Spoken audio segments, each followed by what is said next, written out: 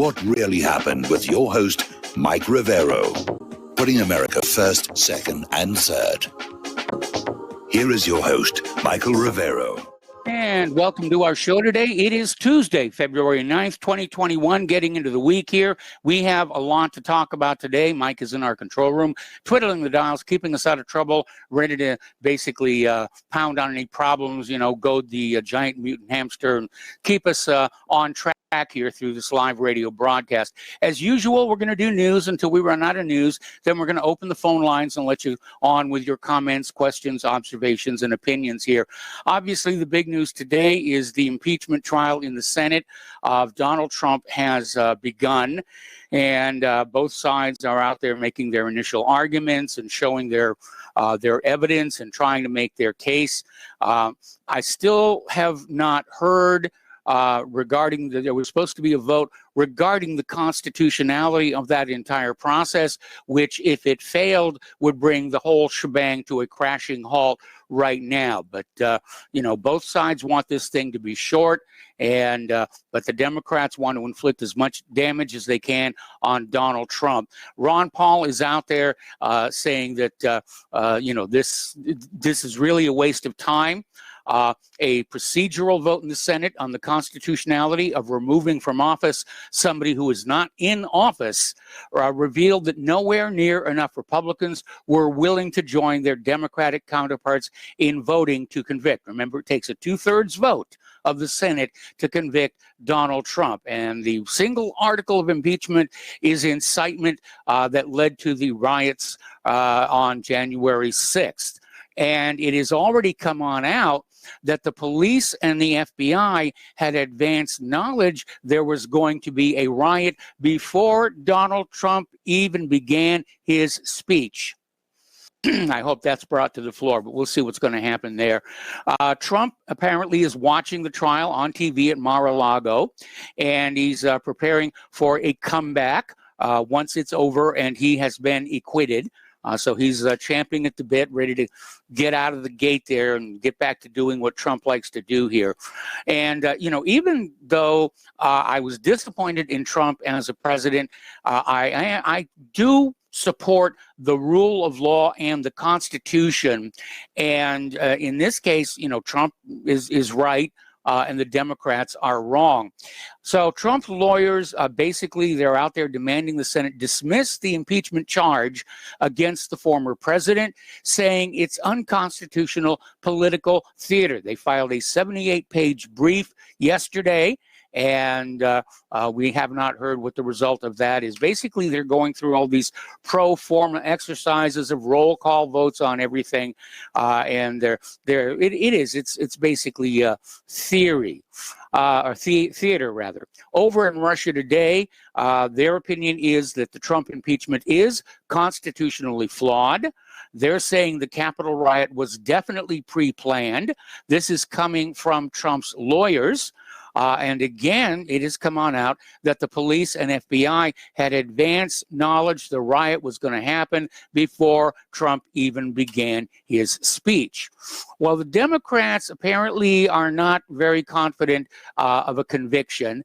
And according to this article coming out of McClatchy, they're preparing a backup plan. They've got a plan B where they're basically going to push a censure resolution on Donald Trump to try and prevent him from holding future office over his role in the Capitol riot. Now, normally censure does not, in fact, block you from seeking office again. But again, they're desperate. They're absolutely desperate, because if Trump were ever to get back into that White House like in 2024, he's going to be out for revenge. And he should be.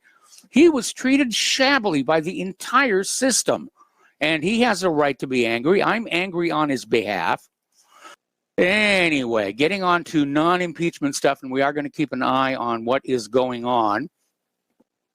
And apparently the Biden administration is planning to replace almost all of the Trump-appointed U.S. attorneys.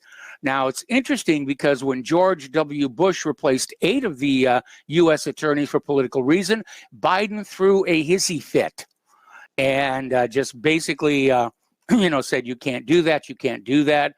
U.S. attorneys sort of have to get used to the idea that their jobs only last as long as the current presidential administration. Now, interestingly enough, a lot of states are trying to push back against Biden's executive orders. And you need to understand that the nature, scope, and authority of an executive order isn't really clearly stated anywhere. Basically, the president can write an executive order. Congress has 30 days to review it. If they don't find a problem with it, then it will become law. But who is affected by an executive order? Well, in theory, the executive branch. Anyway, states are getting ready to push back on Biden's executive orders.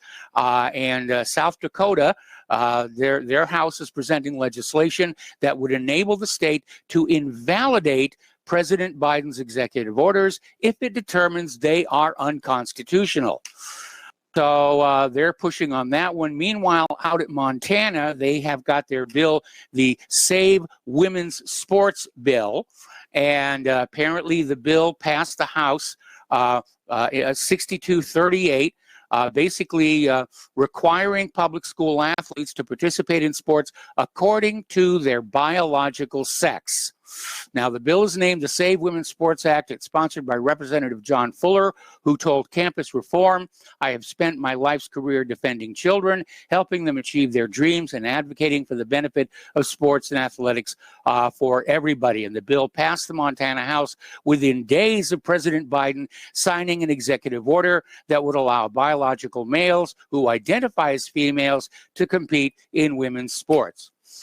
So according to United States versus Virginia, 518 U.S. 515, 533, 1996, inherent differences between men and women, we have come to appreciate, remain cause for celebration, but not for denigration of the members of either sex or for artificial constraints on an individual's opportunities. So there's already a legal precedent saying that Biden cannot do this. Down in Georgia, their corrupt Secretary of State, Brad Raffensperger's office, has started an investigation into allegations that Donald Trump tried to overturn the state's 2020 election results.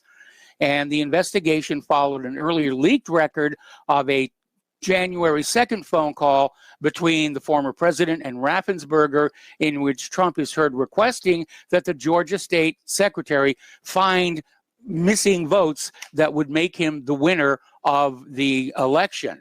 And we know it's basically out there. Article coming on from the Gateway Pundit here, and it's a flashback from November 8th. It is a complete list of suspected fraud issues in the 2020 election, sorted by states. A huge article with recommended actions on how to address them. Now, in general, they make the following recommendations: manually recount any state results where Dominion voting machines were used to tally the results. Focus on the closely contested and swing states. Focus on cities: Milwaukee, Detroit, Pittsburgh, Philadelphia, Atlanta, Las Vegas, Phoenix, and Minneapolis. Focus on those absentee and the mail-in ballots, which flooded on in because of the scamdemic. Investigate votes that only voted for Biden as president and left everything else blank. Okay, identify votes from dead people, identify votes from felons who are not in most states allowed to vote, identify votes from illegal aliens, identify votes from children who are not old enough to vote, identify votes where the voter voted more than once, and identify newly registered individuals over 90 years old. And all of those are good recommendations because it was a crooked election, the crookedest in U.S. history. Now, there's another article that's over here in Station Gossip, and they're talking about PolitiFact, where they got caught in a major lie regarding the early morning ballot dump at the TCF Center in Detroit. And, we all know what happened on the evening. Trump was ahead, and then late at night, there were all these suspicious events that basically put Biden in the lead. And, there was GOP observers later testified that at 3:30 a.m. in the morning, vehicles drove into the TCF Center and delivered fraudulent ballots for Joe Biden. Now, originally they tried to say, no, those cases were just from a photographer, and it was just camera equipment like that. But apparently, on Friday, Clara Hendrickson from PolitiFact admitted the ballots were brought into the center at 3 in the morning anyway, but says this doesn't really prove there was election fraud, which that's really a reach there. Story coming on out of shtfplan.com saying, no, we do not need a reality czar. Let's let truth and falsehood grapple. And they're saying basically it's hard to see how Americans' well-being would be advanced by a reality czar, which has the authority to declare this is real news and this is fake news. But apparently New York Times writer Kevin Roose recently surveyed our truth-challenged information ecosystem and found a proliferation of hoaxes, lies, and collective delusions. And basically he says that limits the Biden administration's ability to unite the country because millions of people have chosen to create their own version of reality. And so he's out there saying that we need a reality czar to root out disinformation, such as skepticism about vaccines and the possibility that the last election was, in fact, crooked. Over at Facebook, they have a new expert on online disinformation. His name is Ben Nimmo, and his previous experience was a fantasy fiction writer. And he's being touted as an authority on alleged Russian information warfare, but his background just does not support seeing him as any kind of an expert on that. Okay. Over at Twitter, they've got a new app to fight disinformation, and apparently when they launched it, the first thing it did was block over 800 reporters at the New York Times. Little bit of a goof there. Well, I don't need some machine or czar to tell me what is truth and what is not. I'm a big boy. I can figure it out for myself. And I have for the last quarter of a century. Apparently, again, with Facebook, there is a concern about Facebook's crackdown on COVID misinformation.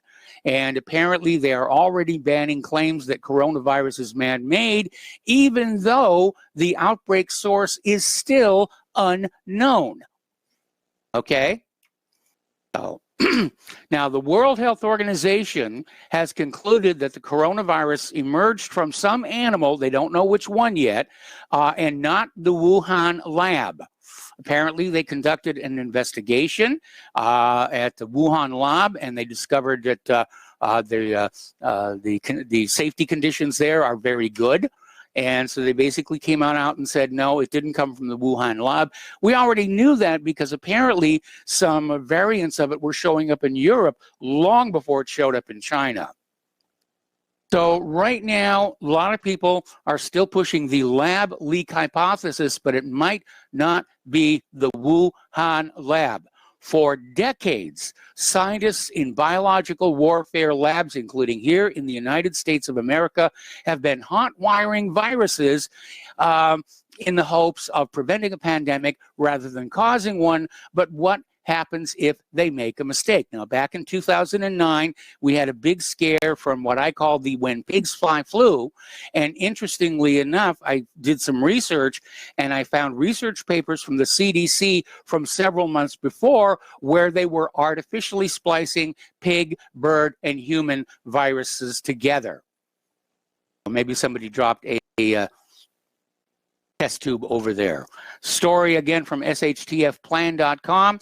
It says COVID-19 cases are dropping dramatically, and the article is out there saying is, when cases go down, what is the deep state going to do to keep us afraid and pushing their agenda? Well, remember back when Biden was inaugurated, Okay, there was a story that the methodology for counting COVID cases had been changed, and it was stated right then and there, this will result in lower numbers of cases. So the same people are getting sick, they're just being counted differently. It's an accounting trick. They're cooking the books.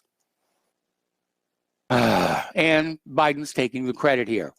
Another story here, even if you are fully vaccinated for COVID-19, you still have to comply with all the edicts. These so-called experts are out there saying even if you got the 2 shots of the vaccine, you still have to follow the masks and the social distancing, and getting the shots does not mean you can go back to normal. And we're hearing from more vaccine trial participants that the side effects after the second shot are very, very intense, definitely worse than the first shot. Story coming on out of Zero Hedge, basically saying that we've turned teenagers into lockdown lab rats. And they're talking here more about the mental stability, the mental health of these young people who are at an age where they should be socializing, learning how to be social, learning how to get along with their fellow students and everything. And they're not being allowed to do that because they are being locked at home. And this is probably going to take years and years to get over. All right, Global Research up in Canada has an article on how Moderna and Pfizer want to test the mRNA experimental vaccine on children. And to nobody's surprise, they're not finding a lot of tweens and teens willing to sign up. Now then, a while ago, I made the observation that the mRNA shot is a gene therapy. It is not a true vaccine in the classic sense, and therefore the Moderna and Pfizer were not shielded by the indemnity clauses of various vaccine industry protection laws. Well, somebody must have been listening, because today they have officially changed the definition of a vaccine to include the gene therapies so that they will be protected from lawsuits. Okay, over in New York City on Sunday, apparently an elderly man in his 70s collapsed and died just 25 minutes after receiving the COVID-19 vaccine. And officials are saying he did not have an allergic reaction. They're not saying what the cause of death was, but apparently he had his shot. He left Manhattan's Jacob Javits Convention Center and just literally fell down in the street. First responders got to him, but he was declared dead at a local hospital. Over in Great Britain, they are really coming down hard. People caught lying about red list country visits could face 10 years in prison. So British subjects will face up to 10 years in jail if they lie on a passenger form to hide that they have come to the United Kingdom from a red list country. In other words, a country where coronavirus is high percentage of cases here. And apparently the British government is also considering a plan to literally knock on the doors of vaccine refusers. And they're going to dispatch the council staff to knock on the doors of those who refuse to take the vaccine in an effort to coerce them into taking the shot. The London Metro reports that the vaccines minister, Nadim Zahawi, told the MPs he wanted to identify at an individual level those who've been offered the vaccine but turned it down. Boy, they are really pushing people to get that vaccine, even with all the negative side effects that we are seeing. And this is a little bit alarming. This is according to Bloomberg. They're estimating that the return to normal from the coronavirus is going to take 7 years. That's what they're saying right now. Based on current vaccination rates, eradicating the virus completely will take time. Now, remember, we had a story yesterday where they're saying it's here to stay. We'll need a new shot every year like we do for the flu. But they're saying a return to normal is going to take 7 years. We got to take a break for commercials, and we'll be right back. Welcome back to our show here. And again, a reminder that Republic Broadcasting Network relies on you, the listeners, to keep on trying to keep the American public fully informed so that they can make good choices. And first of all, heartfelt thanks to everybody who has been supporting Republic Broadcasting. And again, a plea that we need your continued support. If we're going to keep doing what we're doing. And you can tell, it literally is a war right now between the truth and the lies out there. And unfortunately, the big money is all on the side of the liars.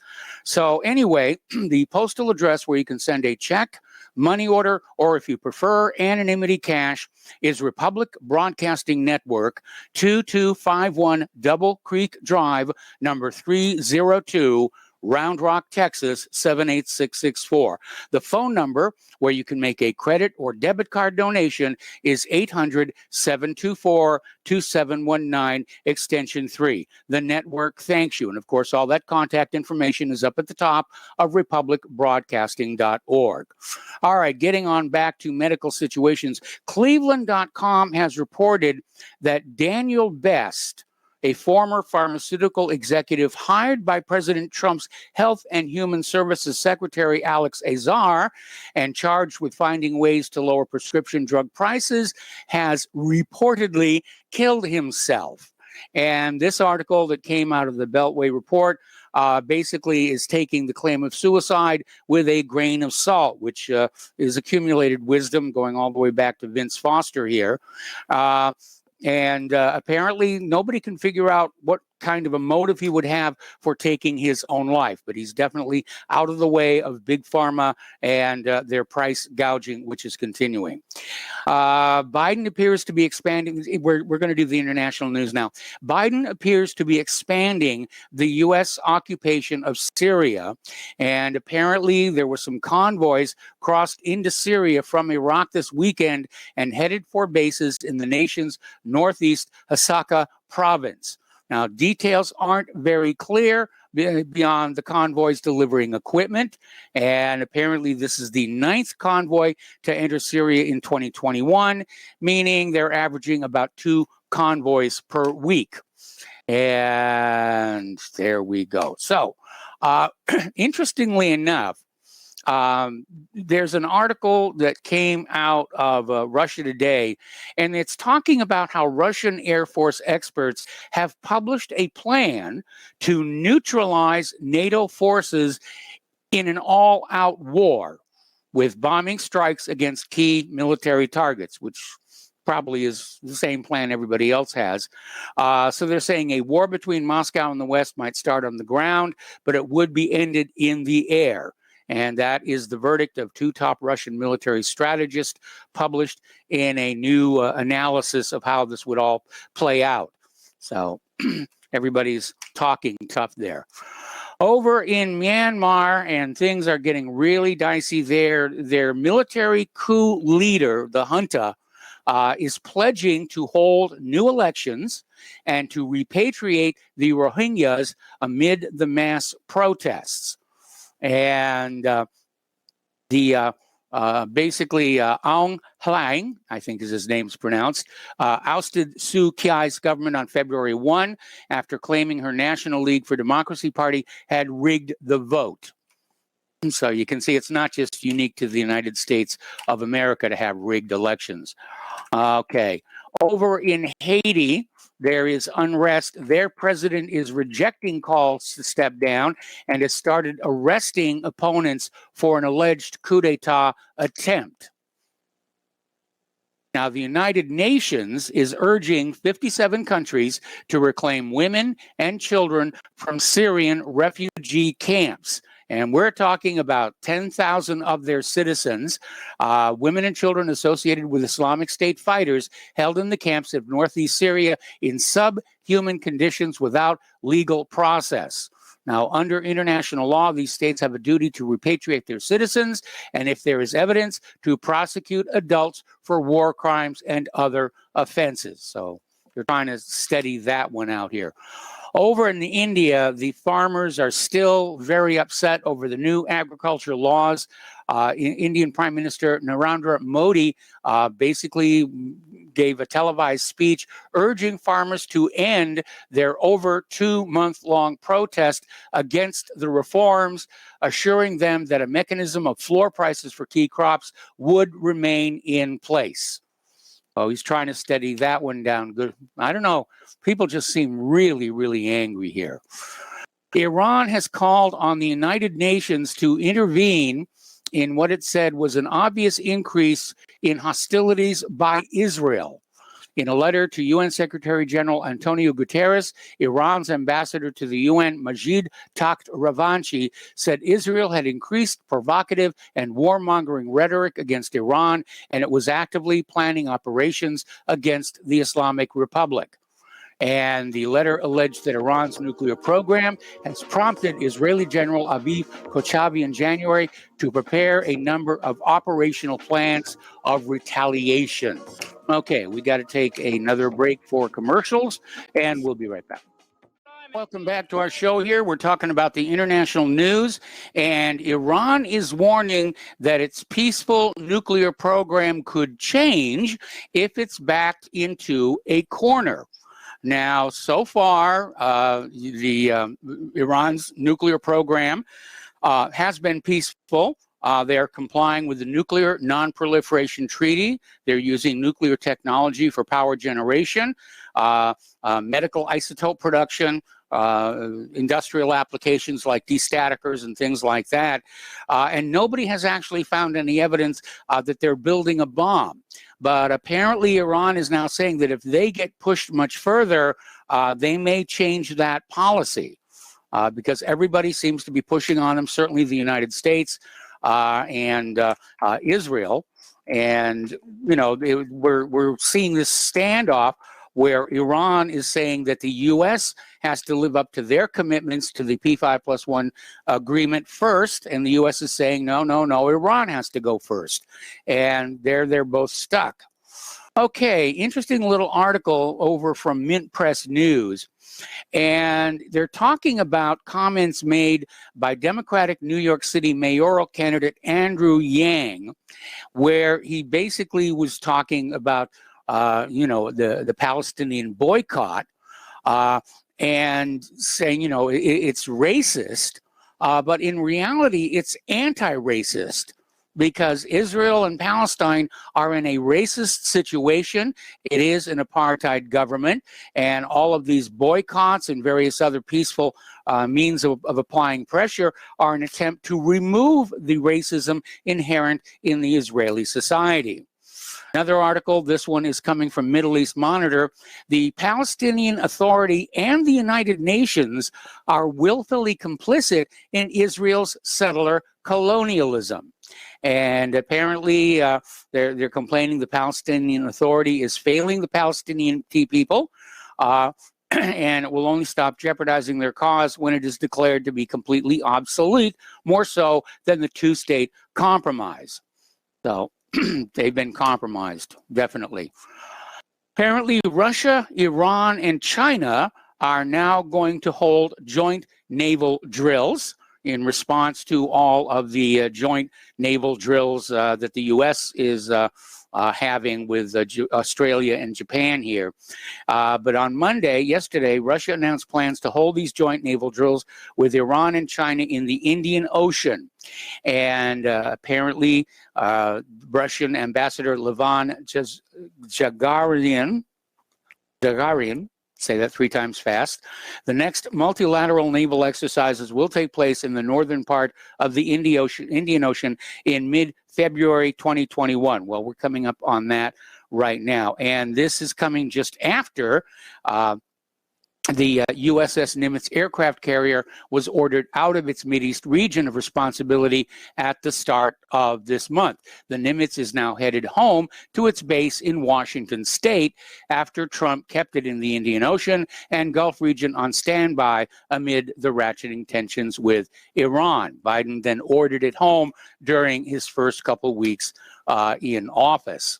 And as I mentioned just before, the United States military has kicked off joint war games with Australia and Japan on the western Pacific island of Guam, which will specifically focus on countering a theoretical future aerial attack from Russia or China. So they're getting on out there. Okay, now there is a new version of the F-15 Eagle. The F-15 is turning out to be one of those rare aircraft that just keeps going and going and going, like the B-52, you know, or the C-47, or even the Ford Trimotor. It's just a solid airframe here. And the newer version is called the F-15EX. And apparently the first test flight was successful, and they're now going to deliver 2 of these new enhanced F-15s to the U.S. Air Force. The F-15EX took off and landed from St. Louis Lambert International Airport in Missouri, completing a 90-minute test flight before returning to the airport. So, good solid aircraft there. DARPA is now developing an aircraft-launched drone that can fire its own air-to-air missiles to defend itself. So, I mean, you can just sort of picture it. This is a large drone underneath a manned aircraft. It is launched into a conflict area, and as threats appear, the drone can launch its own air-to-air missiles to bring them down and get through to its target. Cool idea if they can get it to work here. All right, so let's talk a little bit about the economic news here. And a lot of people were wondering what was going to happen to big oil when Biden canceled the Keystone XL pipeline. And we pointed out at the time that it's just going to shift the shipment of oil from the pipeline to trains, which are going to make the owners of those trains very, very rich. So the article out of Zero Hedge is basically saying big oil really isn't worried about Biden's executive orders. And even though Biden has issued a pair of executive orders seen as hostile toward the oil and gas industry, a lot of people asked whether Biden had in fact banned fracking, and apparently that is not in there yet. So we'll see what happens there. 4 Chinese regulators have met with Tesla executives, and they're urging the company to operate according to Chinese law. And apparently a lot of people are amazed that Musk has been able to hold it together this long in China, given Tesla's short history there. Now, Musk has had to sidestep some ugly press in China, including out-of-control Tesla vehicles, forced recalls, constant price cuts, and unhappy customers. You know, they're trying to work things through on that one. This next one is a little bit scary. Okay, apparently the International Monetary Fund wants to use a digital footprint of your online activities to determine your credit worthiness. Okay, and obviously what they're looking for is your political leanings. And if you lean the correct way politically, you will get the loan. If you lean the wrong way, you will not get the loan. And that, to me, is dictatorship being implemented through the banking system. Now, a lot of Americans are angry. They may no longer qualify for a $1,400 stimulus check. They say it feels like a targeted attack on the middle class. And there's already been talk about the threshold for getting the checks has been lowered, and so fewer people will be getting those checks. And even people who are making $200,000 a year, they have been slammed by the economic downturn caused by, first of all, a bad economy, and made worse by the pandemic as well. So it's getting ugly. And this next case, I think, says a lot about what's happening. This is from Zero Hedge. After his inauguration last month, President Joe Biden signed an executive order extending eviction moratoriums until the end of March. Even with the moratorium in place, Reuters is reporting eviction courts around the country are clogged up with cases.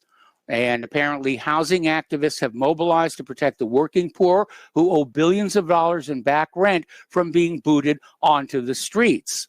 And, you know, it's a complex issue. And obviously, we feel very sorry for those working people who are behind on their rent. But it's not a clean solution. I had somebody contacted me about, you know, we're going to have a petition to simply, you know, ban all rents here. Well, you know, that landlord who owns the property, it's not debt free. They owe money on that property to the bank as well. And a large part of the rent that you pay goes to pay for the loan on that rental property. And so if you say the rents are all forgiven, then the landlords are going to go out of business.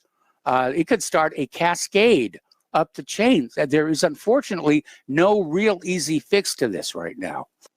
Story out of Zero Hedge. Apparently over in Europe, they're talking about debt cancellation, but apparently it's a controversial decision because it would mean that the EU would have to admit to its insolvency.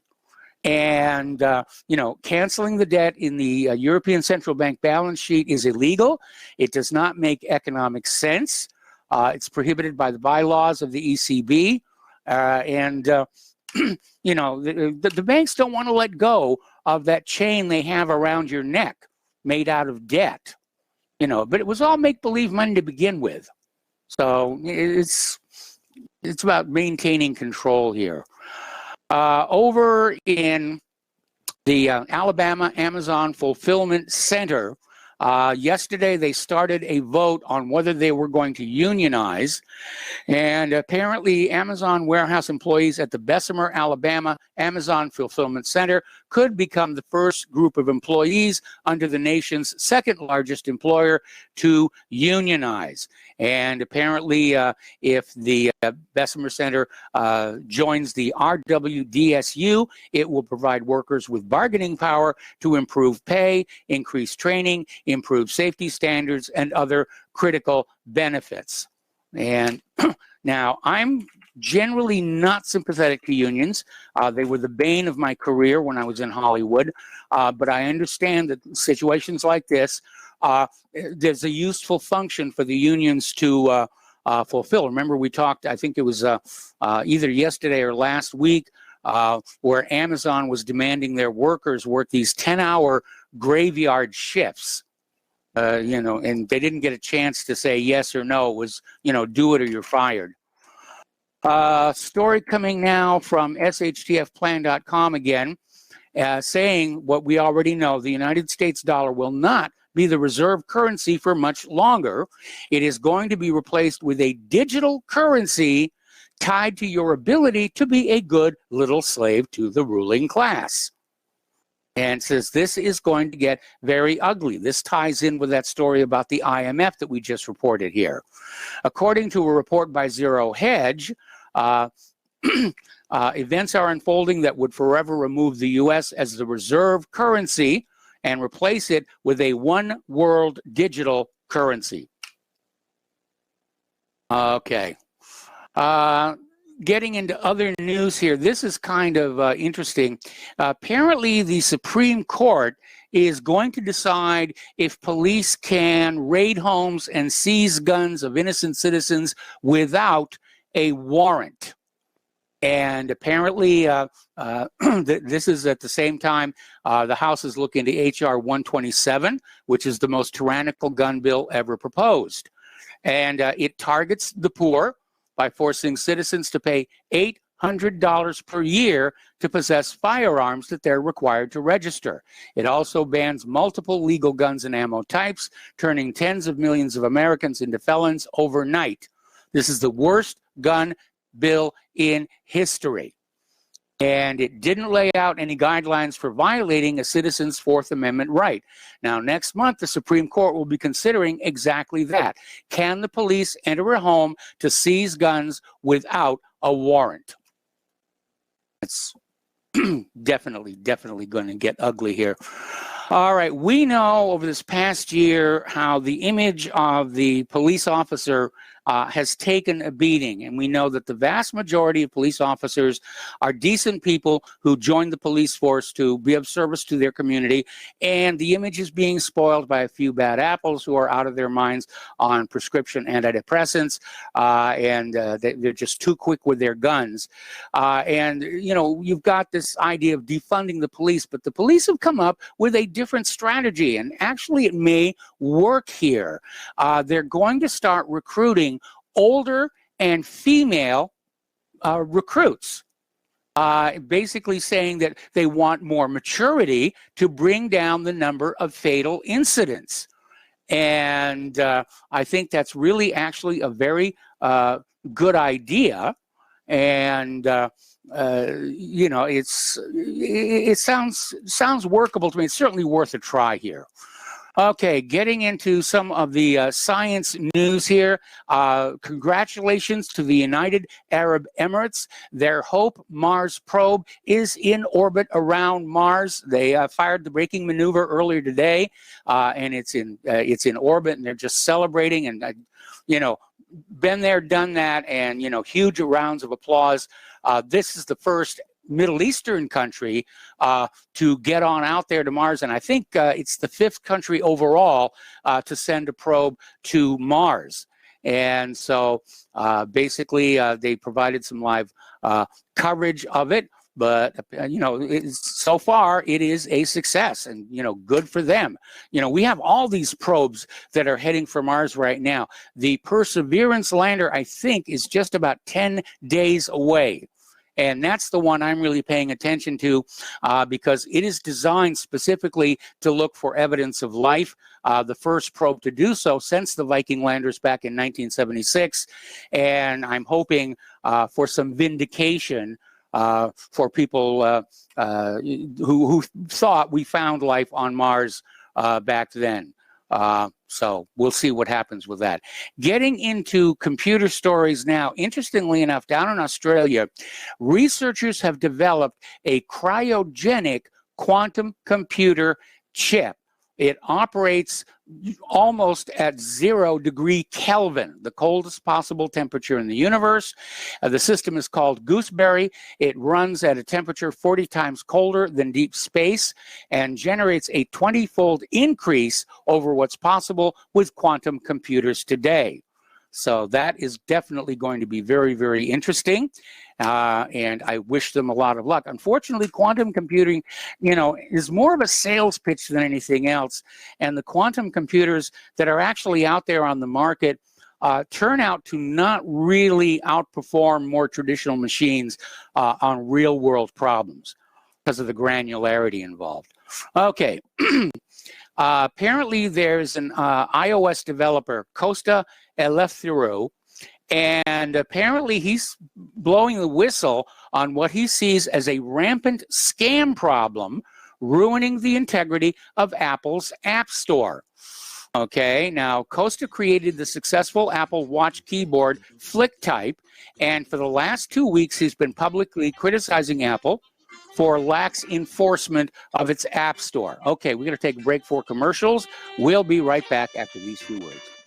Welcome back to our show here. We're going to go ahead and open up the phone lines, area code 512-248-8252. And getting on back to the science news, computer news, actually, we've all heard the expression of a deep fake.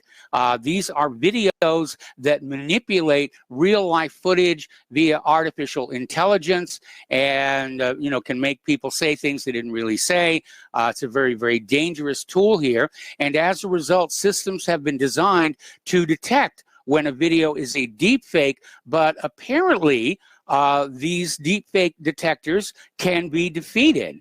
And apparently at the WACV conference that took place last month, researchers showed these deepfake detectors can be defeated by inserting inputs called adversarial examples into every video frame. And the team showed that the attack still works after the videos are compressed. Okay. All righty. Let's start taking some phone calls here. Al in Canada. Hello, Al. Welcome to the show. What's on your mind? Hi, Mike. How are you? Hanging in. Good. You commented on, you made a reference to that guy that Trump had hired trying to lower drug prices, and he was found dead. Yep. But the real meat and potatoes of that is, it was deemed a suicide, but he had died from multiple blunt force injuries. Now, I had not heard that, so he beat himself to death. Yeah, that obviously calls into question the suicide claim. Yeah. So when I went to DuckDuckGo and I typed in death by self-beating, a couple of things came up. And, I hope I'm not going to get in trouble for saying this, but one of them, like halfway down the first page, was this teen that had a heart attack because he had played with himself 56 times straight, and he actually had a heart attack. I know, it's like death by bunga bunga. Yeah, absolutely. Right? Yep. So, just a little bit of levity, right? We don't have to all be all dark and serious all the time, because what's the point of life if you're just going to go through it? Well, you're right, and sometimes I try and lighten things up here, but sometimes the news gets to me, and we got Claire, and I just look at this and say, wow, it's hard to find humor in some of this stuff. Sometimes it is. But this kind of ties into as well that shooting that's happened. Now, I don't know all of the all the details in that, but it almost seems to me like all this nonsense is all starting up again. Okay. After there was a really long break in this stuff. Mm-hmm. They're really trying hard to get the guns. Yes. They're really trying hard to silence people is basically what they're doing. They're doing all the wet work, Mike. Right? They are, and Al, I need to put you on hold. Yes. We got to take station identification, and I'll be right back to you after these few words. Welcome back to our show, hour number 2. The phone lines are open, 512-248-8252. We're talking with Al in Canada, and it just seems like the liberal agenda, now that Biden is in office and Congress is under their control, they're going to push forward as hard as they can, especially on the issue of gun control. Yeah, because people can't, they shouldn't have the right to be able to defend themselves, especially against tyranny. Yes. And I mean, this is just a joke. Right now, I'm watching this. There's some of this, evidence being played. Yeah. And so these protesters are saying, F police, F DC police. That doesn't sound. That sounds like Antifa. Yes, it does. Right. That one guy with the horns on, that guy that only organic food. I have a picture of just before everything that everyone else has seen, where you can see. Well, it was on your website. You see this. So you all these people with cameras waiting for him to come in. Yes, they're waiting for it. Yes. I mean, if people cannot realize that this is all scripted, and it has been from the very beginning.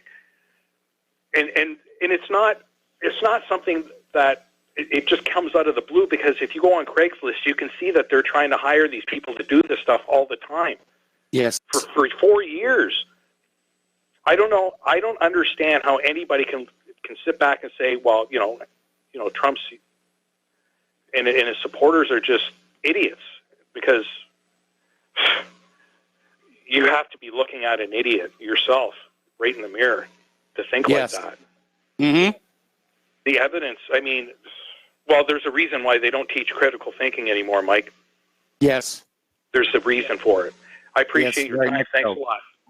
All right, thanks an awful lot. And we're going to go to Sebastian in Sweden. Hello, Sebastian. Welcome to the show. What's on your mind? There's lots on my mind today. There you are. Yes, hello. Hello. Yeah, lots on my... You hear me? I can hear you. You're on the air. Hello. Okay, sorry. Lots on my mind today. I was thinking about the fact that I think Sweden is number 1 in Europe now for all the violence, all the shootings, the bombings, the rapes, the robberies, the And there's only one reason. It's because of immigration. Nothing else. Immigration. 27 of 28 people in Swedish prisoners are foreigners. I would say 90% of them are Muslims. Of all the rapists, 70% are Muslims from Africa, and the rest of them are Muslims from the Middle East. Okay. So we have a big problem here in Sweden with immigrants. So I feel for Tom from Florida. I really do, because he's just on the threshold of saying what will happen to a country. Look at Sweden, and you see what will happen to a country if they just let in foreigners and let them do exactly what they want.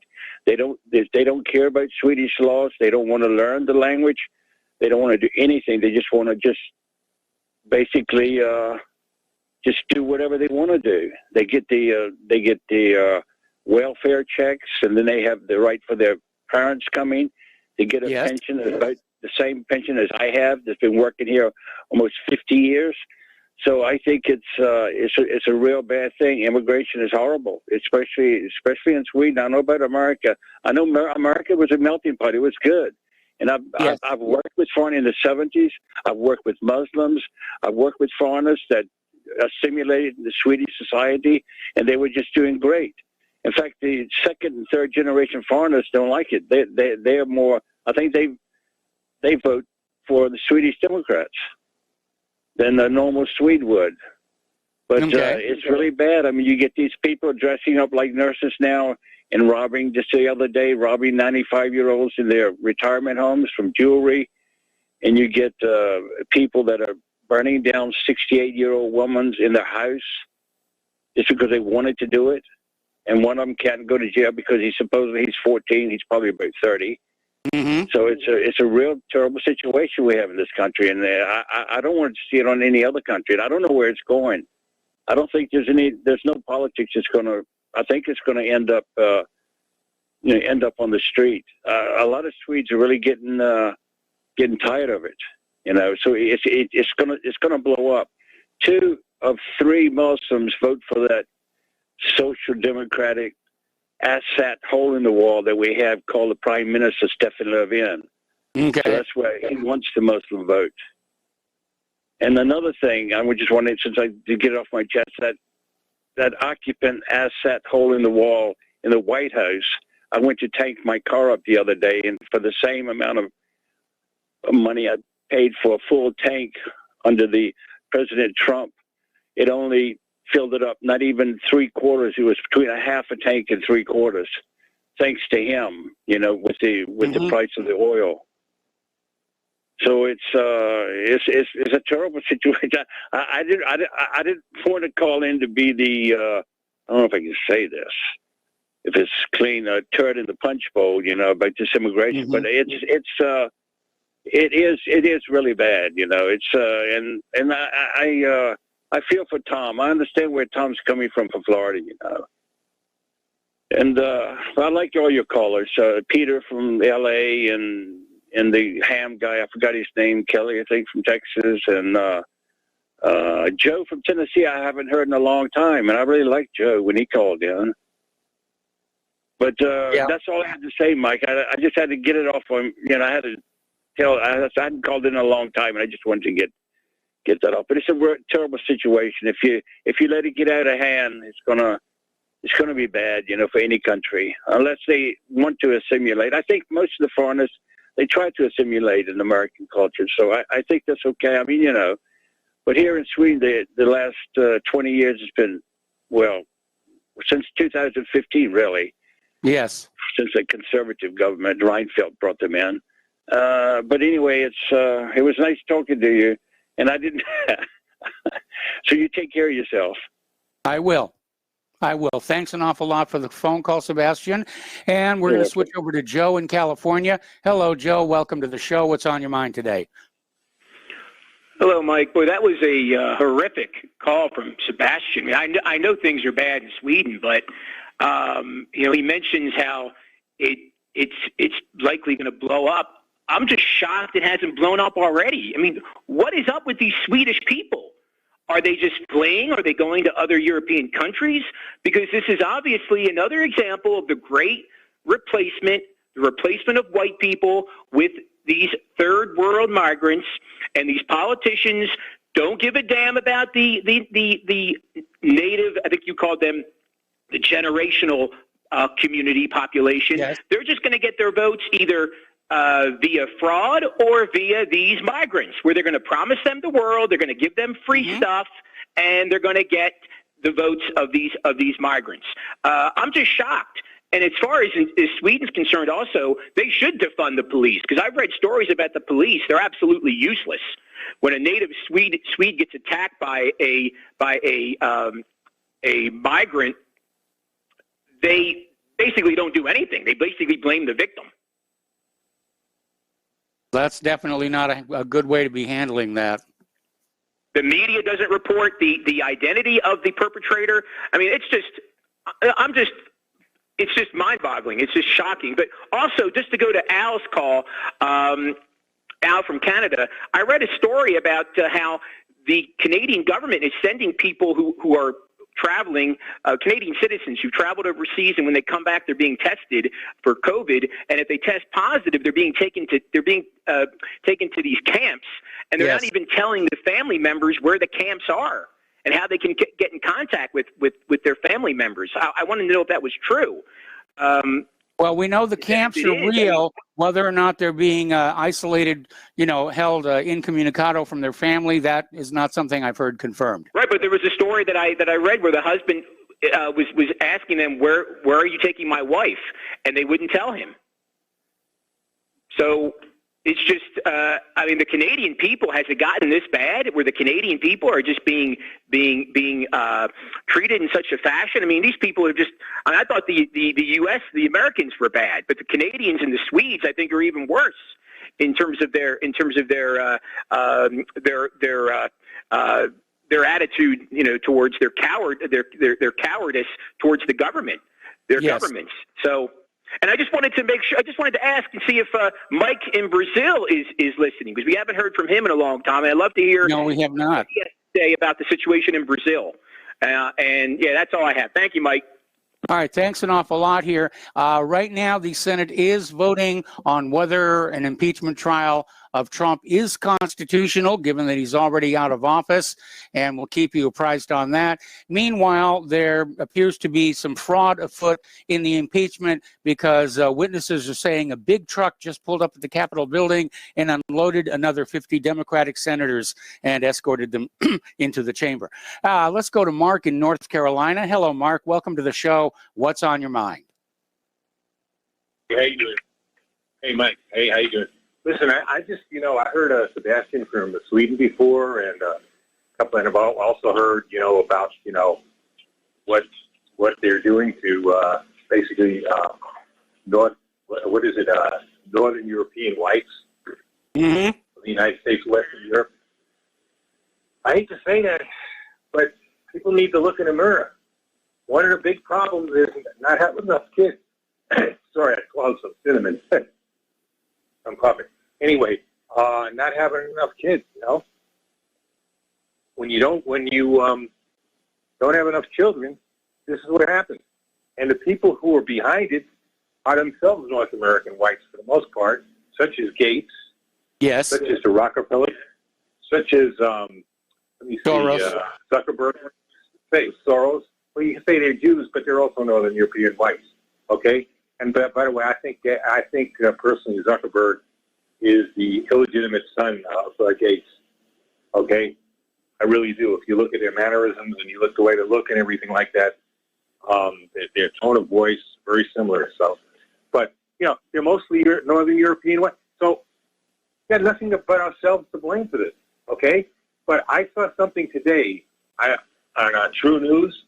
Yes, they were talking about the president of Tanzania. The African Tanzania, yeah. And, this is the guy who sent in for a joke. It wasn't really a joke. He just wanted to prove it's nonsense for a test, a papaya and a goat, okay? Yes. And came back positive. This guy is refusing to lock down. He's refusing to require citizens to wear masks. He's refusing the vaccine almost completely. He says he's going to let a little bit of it in if people want to take it, but he's not. Boy, he's against it, really. And he's a strong Christian on top of it. Mm-hmm. So, meanwhile, the Gates Foundation is attacking him, saying, oh, he's responsible for being a super spreader throughout Africa. These people, So what I'm just saying to you, Mike, is this. I believe what's happening right now is Northwestern Europe and the United States are pretty much finished. And the countries of the future that are going to fight these globalists and are going to hopefully be in a side of civilization are not in Africa, in Eastern Europe, mainly Russia, Poland, Czechoslovakia, Hungary, places like that, and parts of Asia. And Mexico, and by the way, parts of Latin America, especially Mexico. A very good president of Mexico now. So I think that's where we're going, because it seems to me like Northern Europe is just giving it up, just laying it down. It's very sad, and that unfortunately includes this country. We'll see whether if they're able to take the guns, that's it for the United States, as far as I'm concerned. I agree. We're at the mercy of the. We're at the mercy at that point. Now, I just want to answer what I see. Tom didn't like me calling President Trump a clown. Well, I got even worse to say for Biden. To me, Biden is a demon. But I cannot forgive Trump for what he did with this vaccine. This is disaster. This is killing thousands of people already. God knows how many people are going to die before this thing is over, because it seems like there's something inside of that vaccine that has delayed effects. And he unleashed this monster on us. Okay, he didn't have to, but he did. All right, all because basically of a cold. All coronavirus is. I don't even think it's man-made. I don't think it's anymore manufactured. I think it's just the renamed seasonal flu. Yeah, exactly. I think it was a mutated type of a flu. The flu mutates all the time, and he decided to scare people, giving it a new name, and just scaring people. And we're paying the price. And Trump fell for it. And there's no excuse for that to me. He's supposed to be a smart guy. I always said he was not that smart. No. Not only falling for that, falling for the Syrian garbage, falling for a lot of other things. And also the kind of people he had kept on appointing, including gets rid of one bad attorney general and gets an even worse one. Gets rid of one bad FBI director and puts an even worse one in. Okay? No excuse for those things, Mike. I'm sorry. I voted for him. I certainly wasn't going to vote for Biden. I mean, like I said, Biden's a demon. No doubt about it. He's really ruining this country now. But this wouldn't have happened if Trump would have done what he was supposed to do, including doing something about crooked elections. He could have done something. He should have done something about it. 3.5 years ago, I said if Trump does not fix this election system, he'll lose in 2020, and by golly, he did. And on top of that, he could have unlocked the country. There was no reason to have his corona restrictions anymore. That would have stopped them from the mail-in votes. But he kept it up. He kept Fauci in there. He kept other clowns in there. He got, instead of listening to a guy like, what was his name, Atlas? I think his last name was Atlas. Yeah. Instead of listening, he kept on listening to Fauci. And, look where we are today. And now we got this dreaded vaccine, and that really scares the you-know-what out of me, okay? Yeah, I agree. I have no intention of taking it, but unfortunately I can't say the same for my family, okay? I don't know. I'm trying to convince them to not touch it. But, they think I'm a conspiracy theorist. I'm not a conspiracy theorist at all on this, Mike. This is bad news. Yes. And that's all I got to say, So I just wanted to say that's why I say these things about Trump. Because he really pisses me off with the stuff he did. This was the last straw. This vaccine this is just terrible.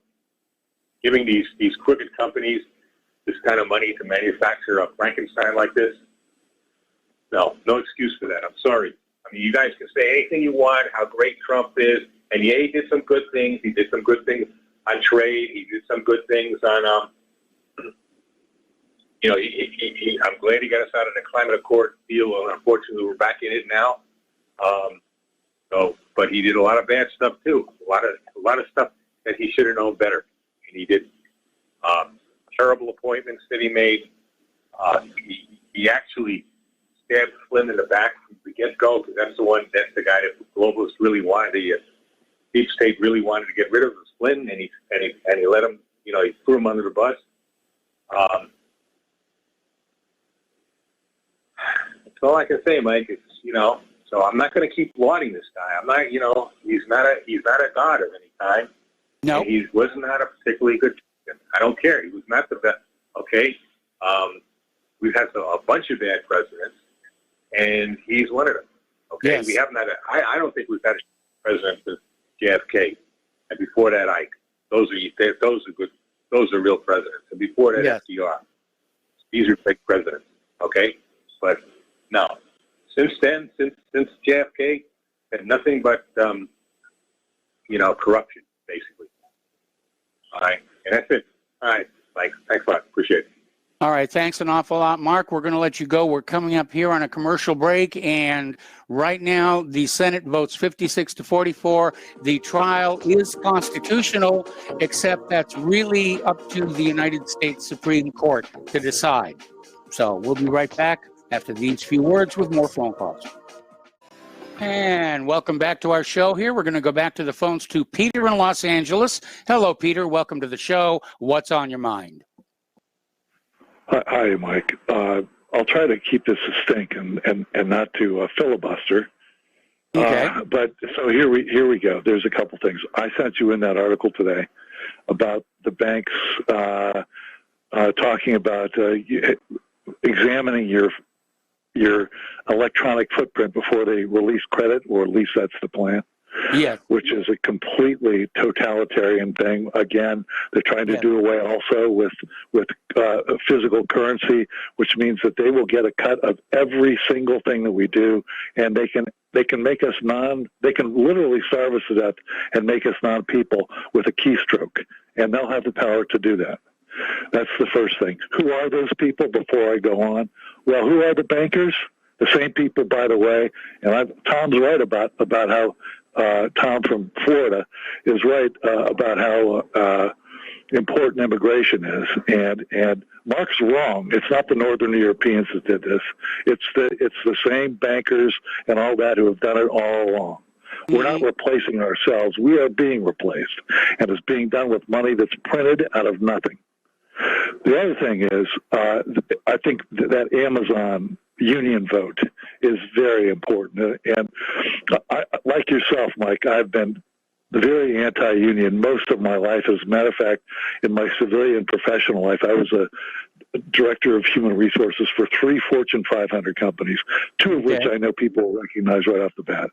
And I used to bust union attempts up all the time. That was part of my job. I would either bust them up or decertify them if they had already been, elected in. And I'm very practiced at that and have been successful in every single case. But since 2012, after a career of this, and Citizens United, when these billionaires like Bezos, who's made $250 billion in the last 10 months or something, when these guys own so much, there's no chance for the little guy anymore. And I've done a radical U-turn on that, thinking, I know all the arguments against the unions, believe me, and there are a lot of them. But the overriding thing is we have to be able to have some power.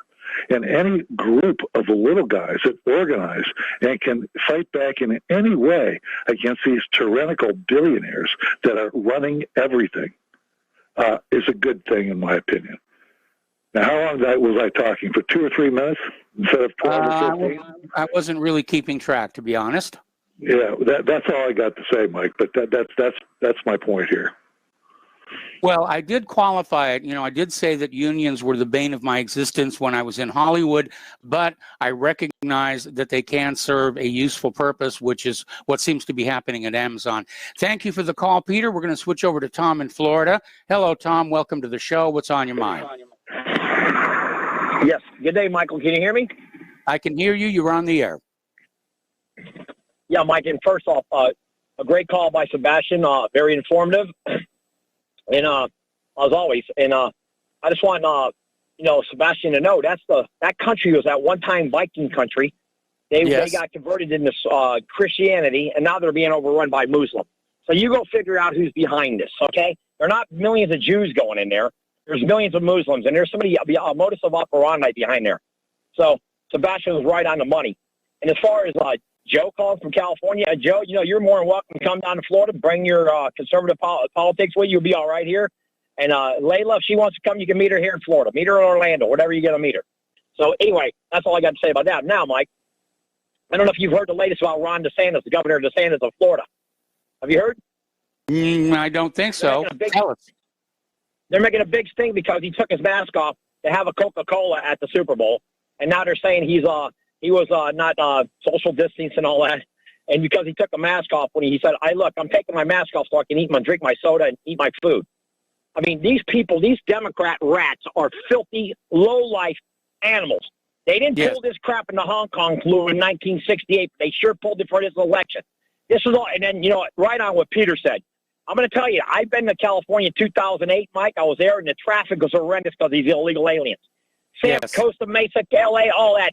Riverside, that place is a freaking disaster. Anaheim, the traffic's a nightmare. And you're going to be pumping millions of more of these people in here? For what? Why don't you just send the money to their own government? You know why they all come here? Because their governments are corrupt. And they're going to come over here and corrupt this government.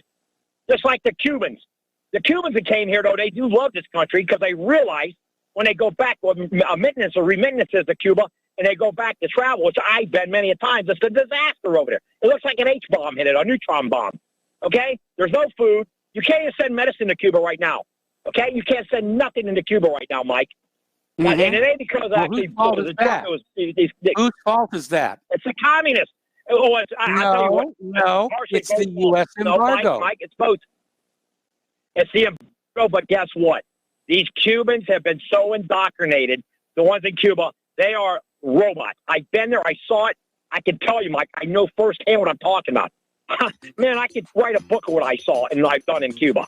It's unbelievable. They're so brainwashed. Tom, I'll hang on. Have to let you go. No, have to let you go. I got to do a commercial break. I got a lot of callers waiting on the line. We'll be right back.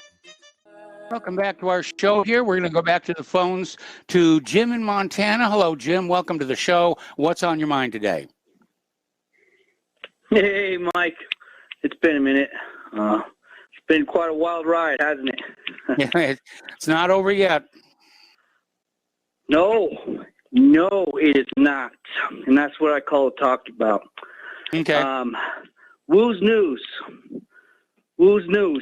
put out an incredible video of the entire footage from the entry to the Capitol building at the Capitol riots, of course I'm speaking of, from the entry to the end.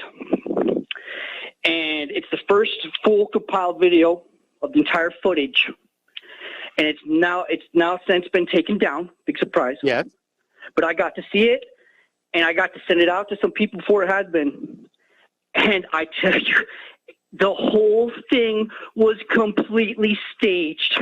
And in this video, which is on several websites, so I know a lot of people got to see this, but it's been taken down on their websites too, because I'm trying to find it again. Yes, when you do send it to me. I mean, it shows, I will, sir. It shows, the shooting of the young lady. What a pile of crock. It's clear as day. I have no embarrassment to say that because I saw it with my own eyes, that footage of what really happened, that truth.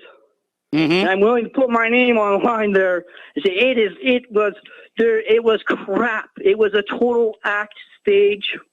Mm-hmm. Right from when the SWAT came in, you see the entire footage of the SWAT come in. That is not how SWAT behave. No, it isn't. Some of the so-called medic people that were in there. Yep. Their procedures, anyone that's in the first responder, EMT field, anywhere, it's like, what? Those are either the absolute worst first responders, emergency personnel in the world, or it's like it's a complete facade. Okay. It goes right down out to the end. The event happens. It's a big stage. All the actors are identified. Okay. And most of them are known BLM Antifa people. Okay. In this video, it has BLM, I think actually more Antifa people in the bushes outside the Capitol switching from their black all Antifa attire that they do to Trump clothing. Yeah, I saw that video. Yeah, I saw that video. Yes, sir. Okay, now moving on. Now I have a lot of footage video here I'm looking at now. Okay, one of them being Lieutenant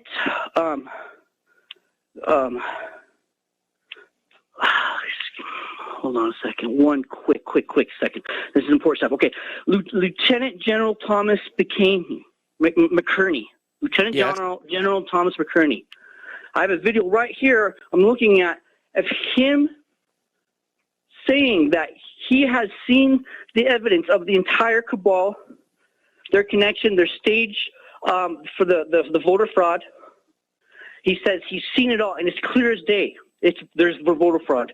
Okay, now I know the evidence he's talking about. It just recently came out with Mike Lindell's video. Yes. Which I have. If they have not taken it down still, I have that. Now, it's taken down off of YouTube, but I have it off through a different source on my setup. I have on LinkedIn. Okay. And if you do a LinkedIn account, and then you go to Jim Daniel, AAA Forestry. Now that's 3 A's, all in caps lock, Forestry. Jim Daniel, AAA Forestry. And then you go to my profile view log. I have everything there. I have all the voter fraud evidence. I have Mike Lindell's video, which has been taken down off YouTube, but I have through a different source. I have videos I'm going to be posting up here. To Joe Biden, the military will not salute Joe Biden. They're turning his backs on him. They are not allowing Joe Biden to use Air Force One. They have made, and I've seen it. And you go to my site that I just told you about. Yeah, I'm already looking at it. And I'm gonna be putting it up here shortly. And they've made a crap replica of Air Force One. It's just a Boeing, and the paint job's not even similar. You could compare it to Air Force One. Okay. Now, a friend of mine, and I know other people too, have made major Vegas bets on President Trump winning. Right? Yes. Now, I'm not, take this for what you want, this little piece here. Okay, I'm not saying, I'm just going to put the facts out. They made a bet, they bet on Trump to win. One guy made like 10 grand, $10,000 bet. Yes. Now, this booking agency through Vegas, they are holding off the payout. Yes, I understand that. They're going to wait till, and they said they're going to wait till March still, just to make sure. Okay? Yeah. Now, you just take that for what you will. That is fact. I know it. Mm-hmm. This is not over. Now, from what I've gathered, and from a few of my sources, there are, and I cannot 100% confirm this right here, but I'm pretty dang sure it's true.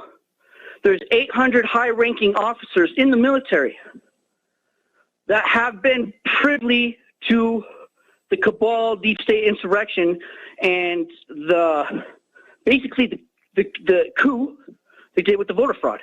Yes. And it is on them to dissect this thing with the public safety as the number one priority. Okay. Okay.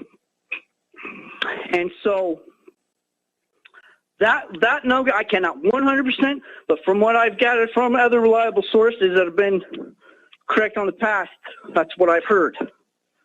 Okay.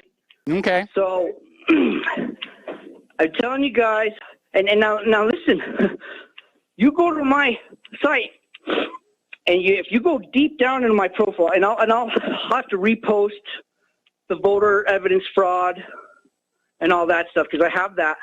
Okay. I have Mike Lindell's video up on there, Yeah, and it's I have a only local copy of that one. There's your evidence and your proof right there. He has the IP addresses, the exact IP addresses and footprint of everyone that hacked and connected into our, I don't think it was that much of a hack, it connected into the Dominion voting machines. He has their exact location, everything. And I've actually looked up a couple of these IP addresses. Okay? Mm-hmm. From what I'm seeing, it's legit. And that's just a tip of the iceberg on the evidence that he has there. So now, so we have the evidence. We have Joe Biden is not our president. No, he isn't. I know. That's why I call him his fraudulent. I know for a fact who won that election, so I know who my president is. I'm not even for 1 second going to say Joe Biden's the president. I think he has a little bit of power in there.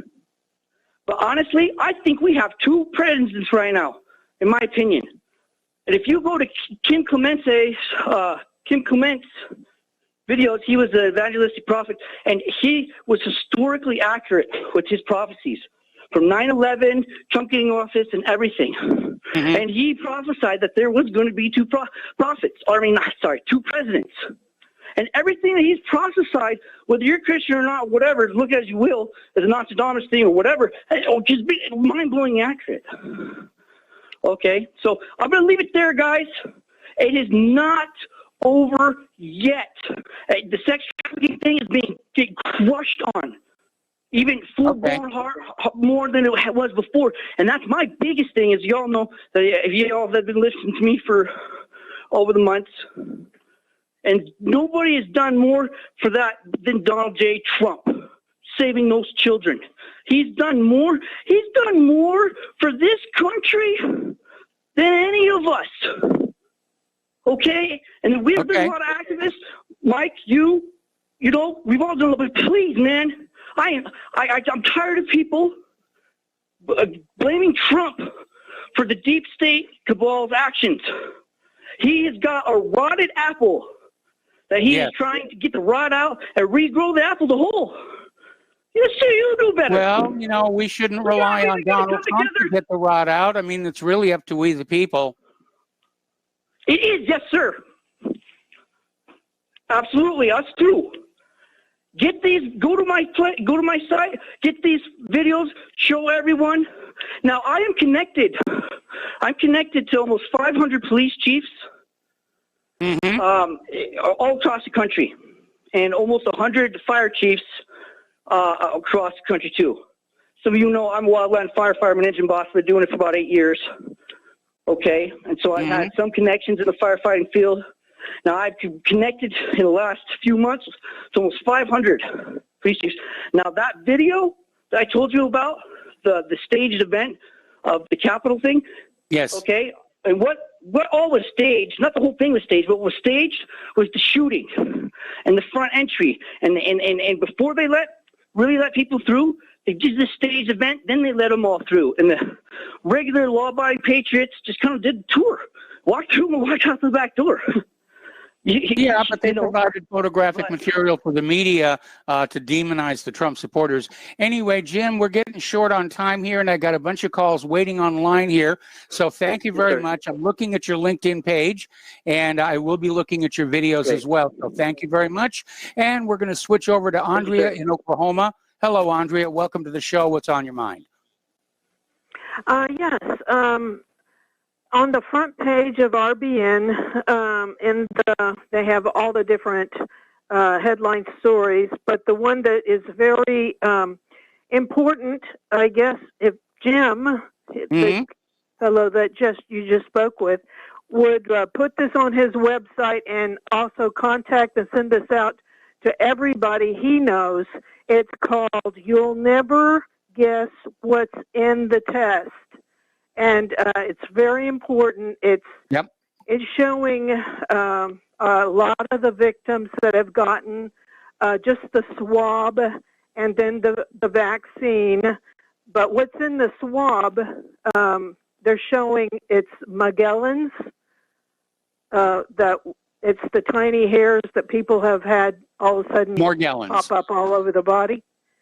And there's also these little, I'm not sure, I think it's MIT that created all this tiny technology, but they've got those in it too. It's just really important for everybody to open that up. What's going to draw your attention to it is there's a very young, good-looking guy, and he's got the six-pack, and then it shows him in drag, and it's showing before COVID and after. And then once you open the page up, it's got a documentary and all the information of what's been planned, what's in it, all the different people, what they're experiencing, all the deaths. But they say that the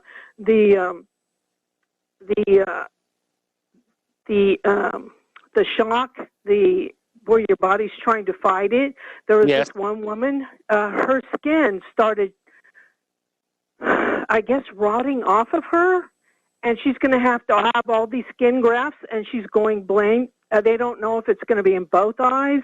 Okay. But it's just horrible, and that, they're going to extend this with the COVID maybe up to 2027.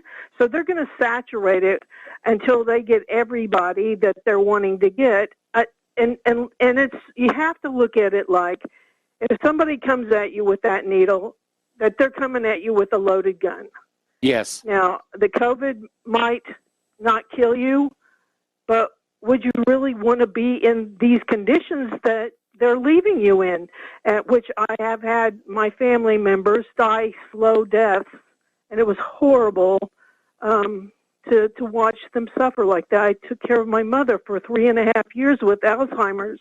Yes. And it's heartbreaking to see somebody you love go that way. So if you, what was it, Peter, and it was saying that he's having problems with his family. And I know because I've told my family, and they all kind of just think I'm a kook, and they're all going for it. And it's like, no, but they're thinking it's good. And I just need to get this out to my family. And if you all can get your families to watch this documentary, I think we all got to put our heads together and find a way to push back on the government and get rid of this vaccine. And that's my comment. And thank you, Aubrian, for finding this. So it gives us another tool to help our loved ones, because they are our treasure. And when they're gone, our treasure is gone. Thank you. All right. Well, thank you for the call. We're going to go to Dan in Washington. I may have to take you through the commercial break. What's on your mind? Oh, we lost Dan? Okay. Let's go to Neil in Canada. Hello, Neil. I may have to take you through the commercial break. What's on your mind? Hi, Michael. Can you hear me okay? I hear you fine. It's a good connection. Okay. Okay, good. Yeah, there's a bit of a delay, but here we go. I've been an avid listener for about 3 years now, and a monthly donor for about 1 year. Thank you. When I originally discovered your radio program, I found out to be very well-rounded and a good representation of real-world events. I kept listening because I felt there was no effort to distort or mislead, but only to give an honest depiction of events that are happening around the world. About a year ago, you were off the air for quite some time with an illness, and I kept waiting for your return. Yes. But during the absence, I realized I really needed, or I needed to do what I can to support your efforts. It isn't easy being the voice that contradicts the official narrative by telling the truth. It isn't easy by being that person who stands up for what is right and good and when it isn't the popular thing to do. And it isn't easy. Okay, Neil, I got to put you on hold. Don't hang up. We'll come back to you after these words from our sponsors. Welcome back to our show. Last segment of our program today. We're talking with Neil in Canada, who apparently has been following the show for quite some time and had some very positive things to say about it. So, Neil, just sort of pick up where you left off. You betcha. So I always get nervous when I'm talking, especially, well, not that I do this a lot, but so I've written it down, and I'm just going to reread that. I've written it down. I'm going to read it. I've just reread that last sentence. About a year ago, you were off the air for quite some time with an illness. I kept waiting for your return, but during the absence, I realized I needed to do what I can to support your efforts. It isn't easy being the voice that contradicts the official narrative by telling the truth. It isn't easy being that person who stands up for what is right and good when it isn't the popular thing to do. It isn't easy putting aside personal goals and dreams and trying to help making the world a better place. For me, it's easy to sit and listen while you've done all the hard work. You make it look easy, but we all know it's not easy. You do a great job. Thank you. I wanted to do something because my voice is awkward. You can tell I'm like all goofy trying to talk out here, but I'm going to keep going. Just relax. I mean, wanted to help someone here. I wanted to help someone who is exceptionally good at it, and I know Mike is exceptionally good at it. So that's why I want to support him. So I've been donating $20 a month for the past year now. That's American. In Canadian dollars, it's about $27 Canadian. I'm wondering if there's someone there listening, or more than one person, that's been thinking about it and haven't made that step yet. I encourage you to do that. For me, it costs about $1 a broadcast, less than the cost of a daily cup of coffee. For you, or thinking about it, you may decide on another number. It might be more, might be less, but I encourage you to do something and keep on doing that something regularly, because Mike is making a positive difference in the world, and we need to help him to keep doing that. Anyway, that's what I wanted to say. Thanks for all the excellent work you do and all the time and effort you put into it. Well, you make me blush, actually. So thank you for the kind words and for the support. And, you know, I don't really spend a lot of time thinking about, what the consequences have been, for these last 25 years, more than 25 years I've been doing this. And longtime listeners understand I sort of fell onto this path more or less by accident. But once I was here, I basically decided to stick it out. And I wouldn't have made it this far without my lovely wife, Claire, who used to co-host Fridays with me, and now she's producing Claire's Corner videos.